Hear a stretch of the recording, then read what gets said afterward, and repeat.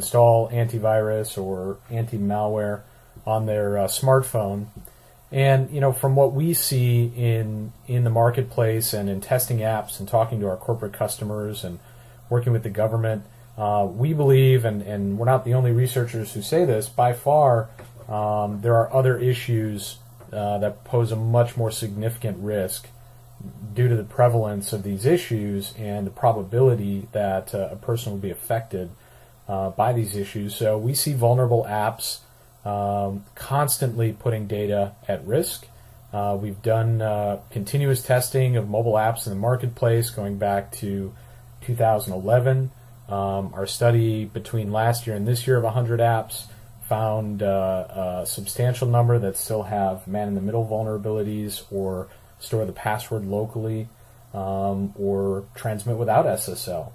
And those vulnerabilities can range from transmitting data insecurely or storing it insecurely to worse issues such as having a content provider on Android that enables your data to be requested by other apps, or storing your data insecurely on the SD card.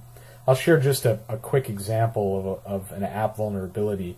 Evernote's a popular app. Lots of people use it. It's definitely a productivity accelerator.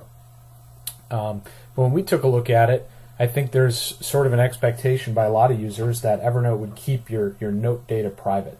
And what we found on Android in the version we tested was that note data was being stored on the SD card.